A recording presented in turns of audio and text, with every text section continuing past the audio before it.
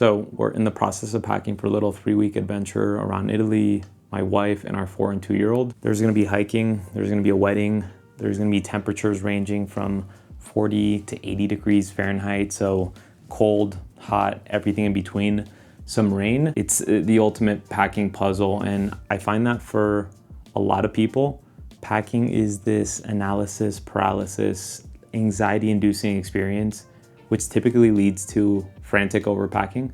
I am genuinely one of those weirdos that just really enjoys packing. Every trip is a new challenge, especially traveling with toddlers. To me, it is equally painful, that feeling of like, damn, I didn't pack enough stuff, as it is just being wasteful and just taking away too many things and then just having too many options to choose from at destination. And so my intention with this video isn't to say like, hey, this is the best way to travel with kids by any means, because in the end of the day, everyone's preferences and priorities wildly vary depending on how you travel. I figured I would share the system and the essentials that we bring when we travel with kids that happens to work really well for us in this very specific stage of our lives when our kids are, for lack of a better term, useless. We're carrying everything for them. From the perspective of someone that truly obsesses over eliminating friction while traveling so you can enjoy yourself as much as possible. So much so that I have a YouTube channel essentially dedicated to that. Worthwhile prefacing is that if you're looking for an ultra minimalist, lightweight one bagging guide for traveling with kids, this is not it. What we personally found in this stage in our life and the way that we like to travel is that we still lean into thoughtful selection of clothing and things that we bring so that we're not taking too many things, but we also want to be comfortable and not being wasteful.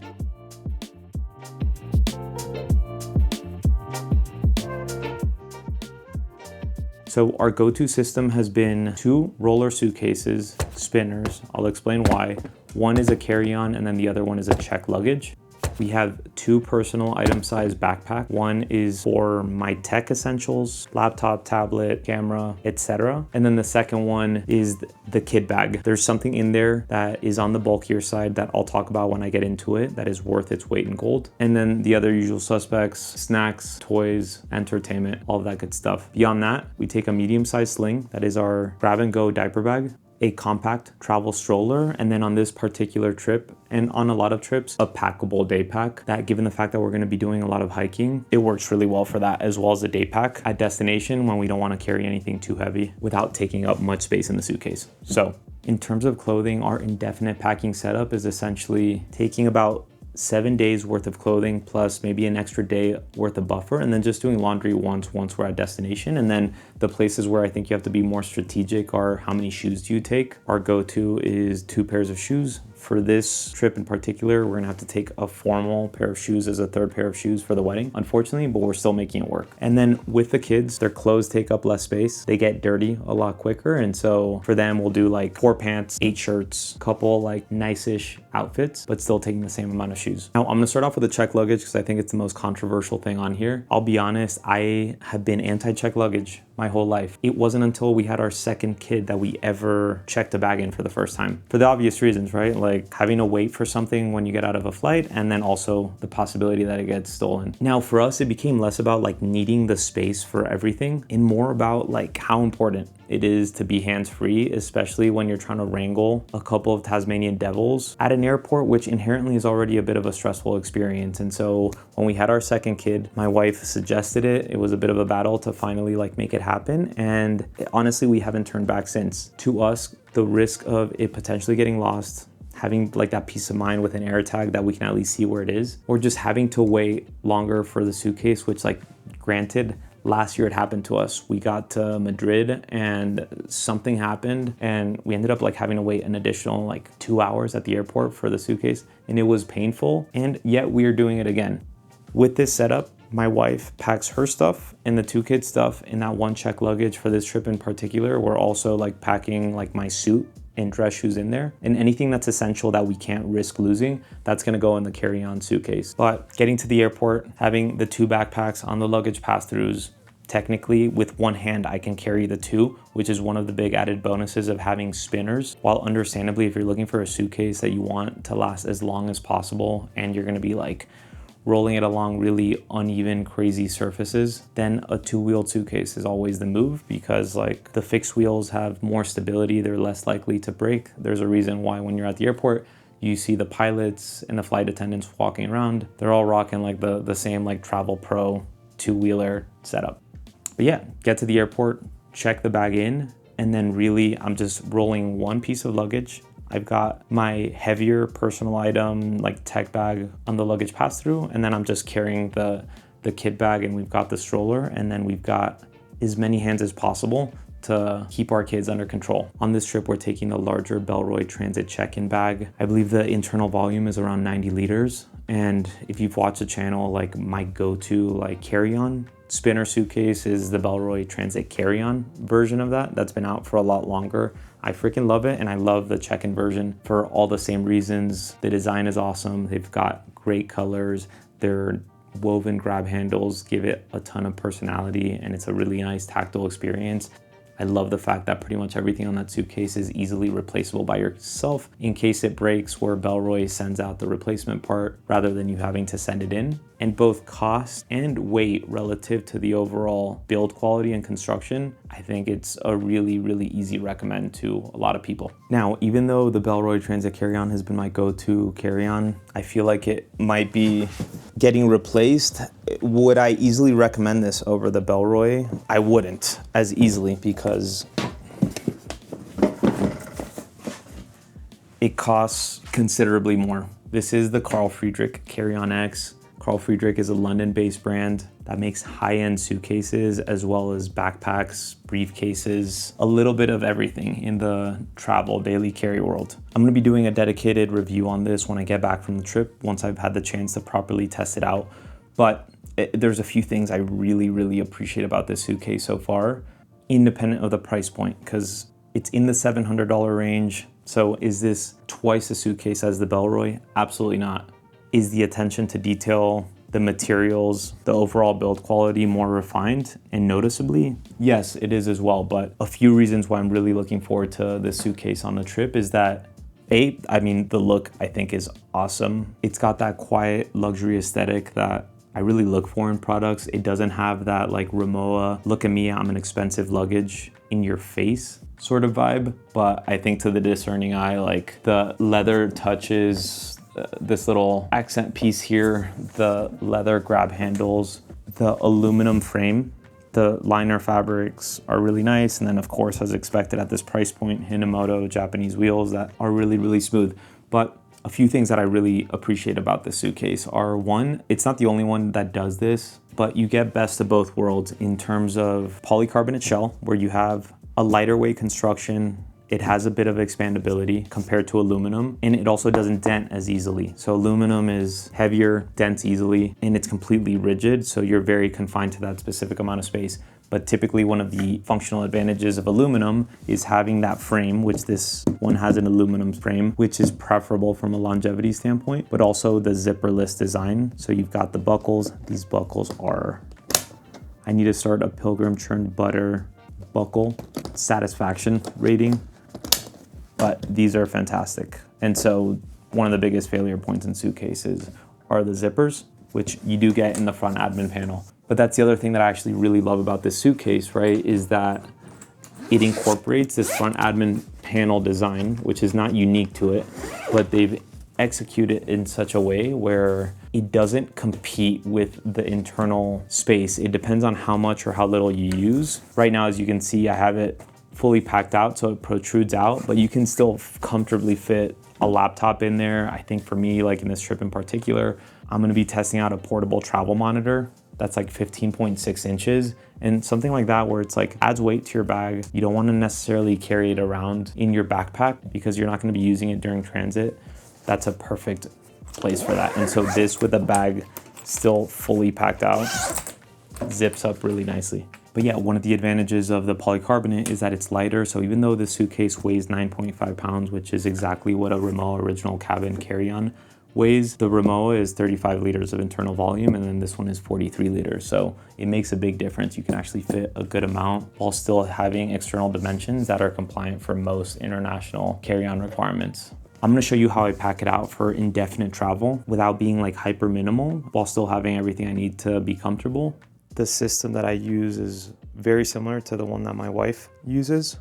I've already started packing here, but as you can see, I have one packable synthetic down jacket, knitted cotton sweater, which is definitely on the bulkier side, but it's incredibly comfortable, breathable, and just like a really good layer to use. And then I'm bringing one pair of shorts, my trusty Fjallraven Abiscos. These are for hiking, and then just like a pair of shorts that I can use as a bathing suit as well. Pair of pants. These are the only other pants that I'm bringing. The suit for the wedding and the shoes for the wedding are gonna go in the check luggage. And then jacket that I'm wearing is an outer shell. It's this guy, the Tom Beckby Stewart. It's wax canvas, solid thickness, the perfect outer shell, and rocking this with just a t-shirt. It's not too hot for being in the airport. It keeps me comfortable, and to me, the ultimate outer shell. Definitely not the most practical option in terms of the bulk, but I live in that jacket. And then here I've got t-shirts and PJs. So 1, 2, 3, 4, 5, 6, 7, 8 t-shirts, and then a t-shirt that I use as a pajama.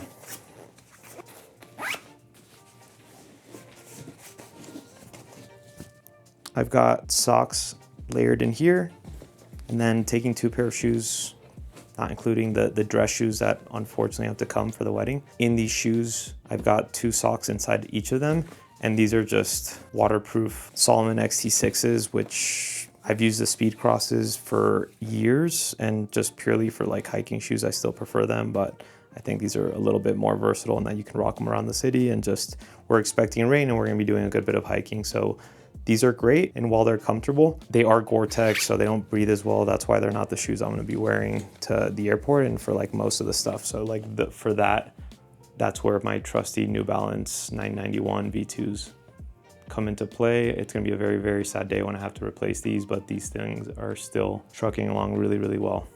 Underwear, I'm cleaning, so I have to like get a few more underwear clean, but as you can see, this thing is really spacious. And then 2 overshirts, one that's like a lighter weight chore coat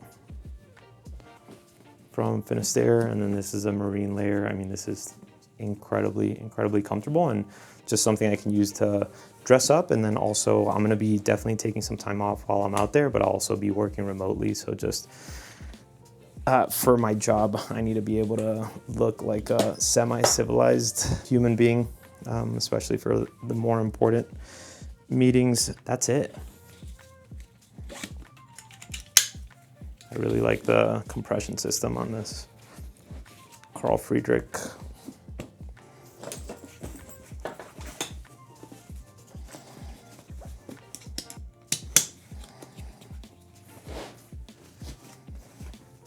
And really, there's space. Like if I buy a shirt or something else, like I don't like the feeling when everything is just like really, really tight. Next are the bags that we take with us. And so because I have a YouTube channel where I'm like constantly reviewing bags, typically one of the 2 bags is the variable, the one I'm testing.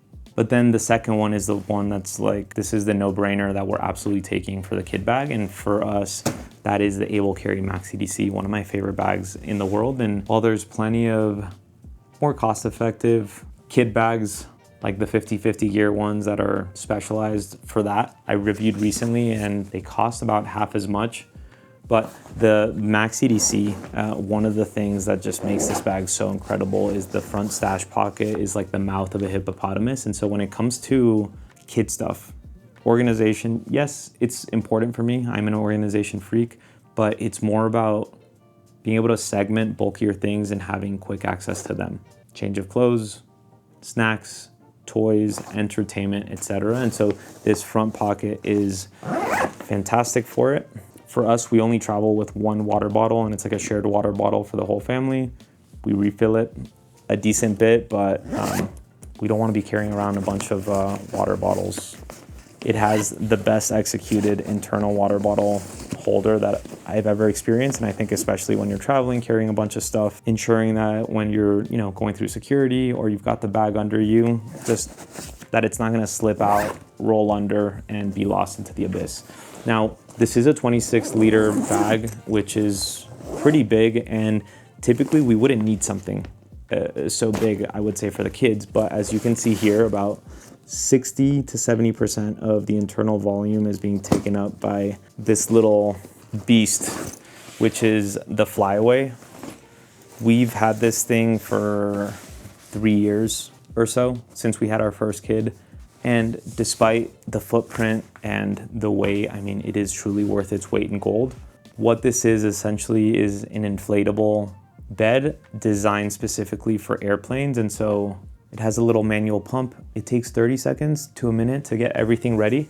We have in here beyond the pump just like a fitted sheet and a little blanket. And for our 2 kids and for our own sanity, ensuring that they're comfortable on the flight and ensuring that they get good rest on the flight is key to us just having a chill, smooth flight, and then also getting to destination and not dealing with a couple demons, which inevitably might still happen, but there'll be a more chill version of their full-on demon self. But given that our kids are 4 and 2, they both fit comfortably on there and they knock out next to each other. It's really, really cute, and we can actually watch psych thrillers or something fun while they're knocked out or doing their thing.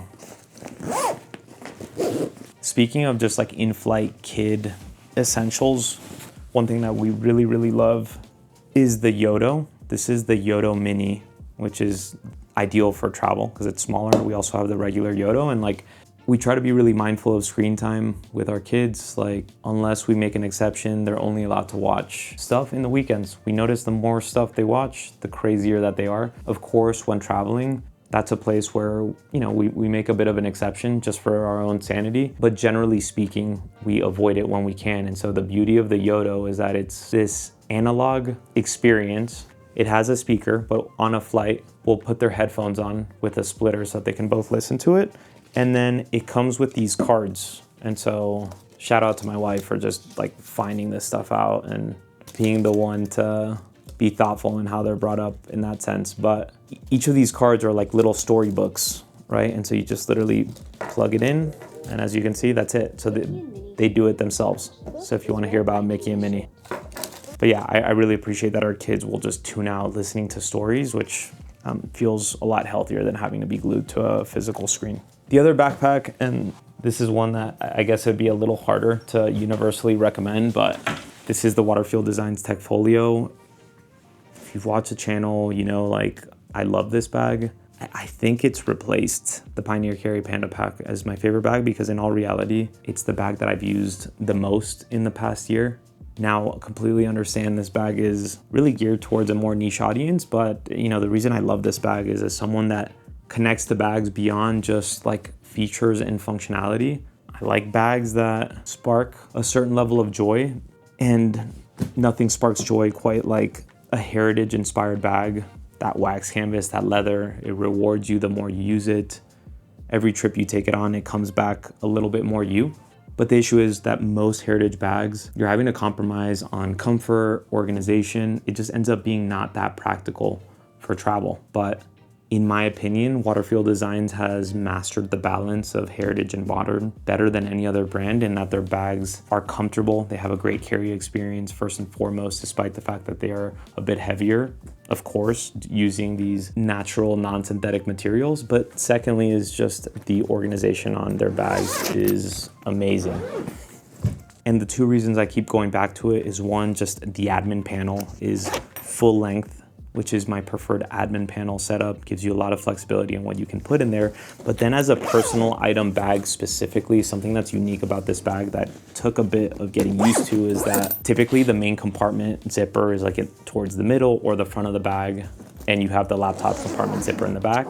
But with this one, the laptop compartment zipper all the way in the back is what takes you into the main compartment. But the cool thing about that is that when you have the bag sitting underneath the seat in front of you, assuming you are a straps down kind of person, which I'll save that conversation for another time.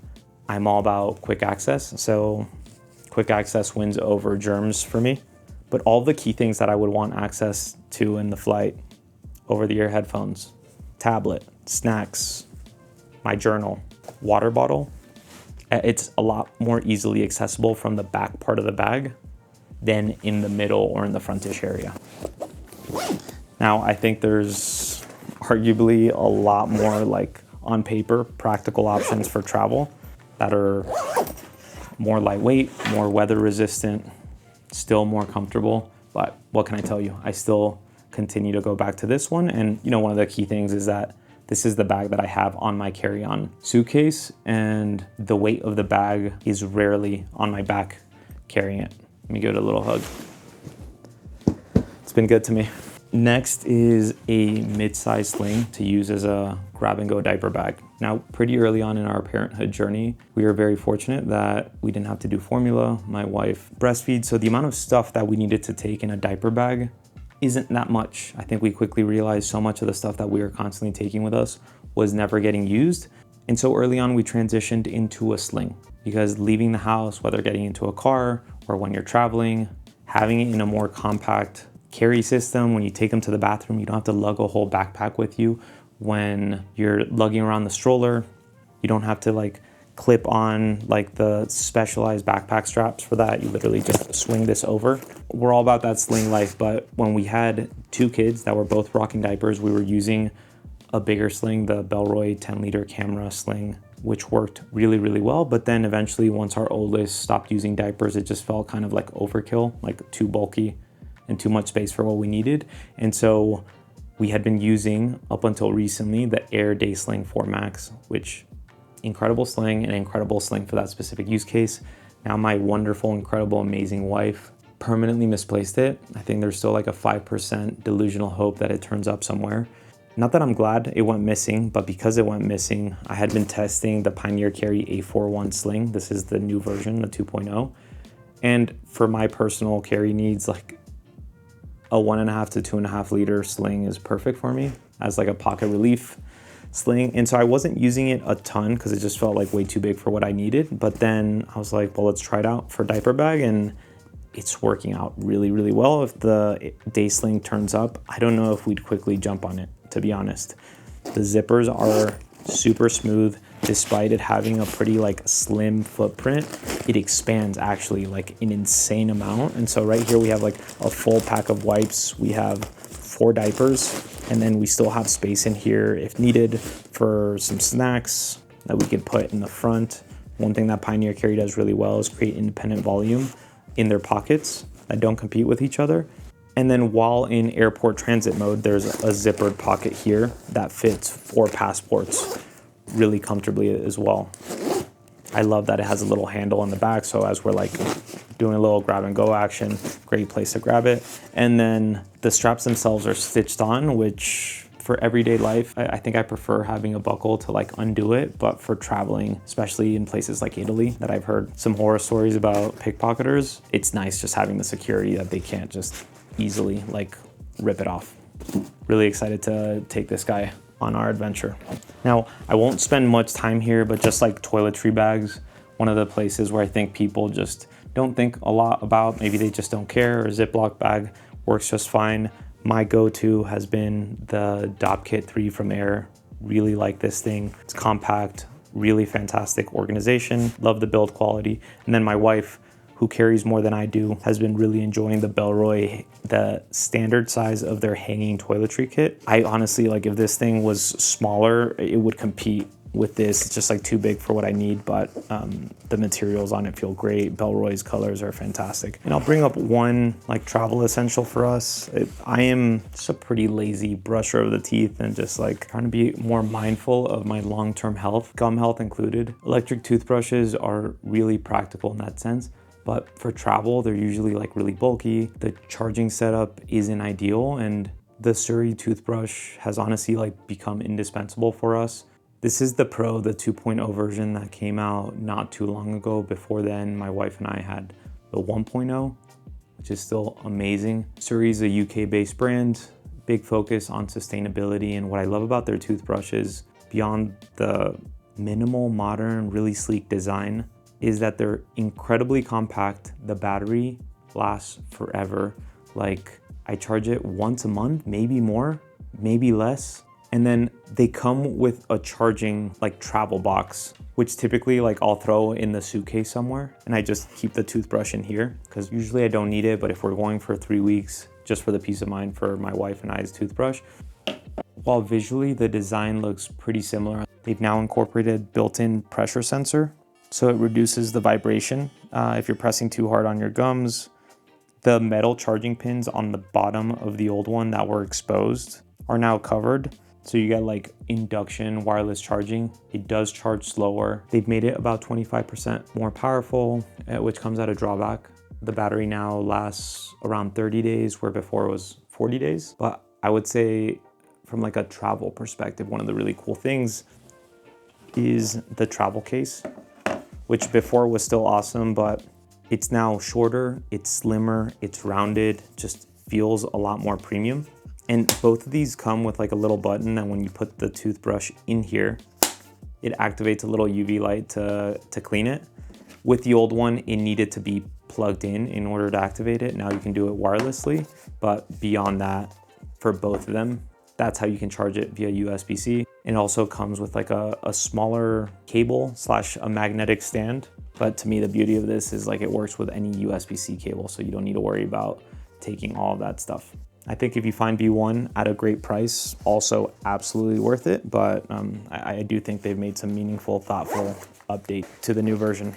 Next is a packable day pack. So this is the bellroy Lite Ready Pack. And there's a million packable day packs on the market. I haven't tried all of them by any means, but so many of them will compress even more than this one does. They're more lightweight, but it's like you're carrying a loose sack on your back. To me, this bag is just the perfect in between, where you get all the functional advantages of a backpack, something that's a bit more structured, has some organization, makes you like enjoy using it. It's amazing for hiking. The harness system is both lightweight, but also really, really comfortable. And it packs down really easily into a suitcase, taking up minimal space. And so for us, because we're gonna be doing a lot of hiking, like in the north of Italy, like in the Dolomites area, as well as another part of Italy that we're gonna be at, it's a no-brainer taking this. And then also having it as an alternative to like the Able Carry Max CDC or the Waterfield Tech Folio, which for like walking around town, we need a lot more space because, you know, it's a colder day, we're taking a bunch of layers. That's where the Max CDC comes into play. But for like lighter days where we're gonna be walking around, we'll take this if we're gonna need more stuff beyond just what we would put in a. And then for the stroller, the uppababy minu, we took it last year to Spain for a month. I mean, the thing is an absolute tank. Through cobblestone, dirt, we really put it through the ringer. What I love about it is that it's still comfortable. It's not like ultra minimal and compact, but it feels sturdy, rolls incredibly well. It has ample amount of space under it, so you can throw like a backpack or whatever as you're exploring. The sheer ease of collapsing it and redeploying it when you're ready for action. Personally, we hate to gate check our stroller because like the baggage handlers aren't always the kindest human beings, and we just don't want to risk our stroller getting wrecked on the flight. And we've taken it on many flights. The smallest overhead dimensions was on an Iberia flight, and it still fit up there. And since we're only coming in with one carry-on, we don't mind having to do the extra mini little mission. Man, this video ended up being longer than I would have wanted. If you happen to make it this far, let me know like what your parenting travel hacks are. Anything on here that you're like, yep, absolutely agree, or strongly disagree with. Let's chat about it. I'm always tinkering, looking for ways to optimize our travel setup, eliminate as much friction as possible in an experience that can be unfortunately stressful. Going to a completely new place, figuring out the logistics of A to B, driving in new roads, worrying about people potentially stealing your stuff, all while trying to keep two little human beings alive and happy and fed. And while this video is less about the actual products that we're using, if any of these products you're like, man, that looks like it would solve a problem for us in a really, really effective way, I'll include dedicated YouTube reviews for anything that I've already reviewed in more depth, and also include affiliate links for some of these. A lot of these things I've paid for with my own money, but if you want to support the channel, it is always appreciated. Best of luck and cheers.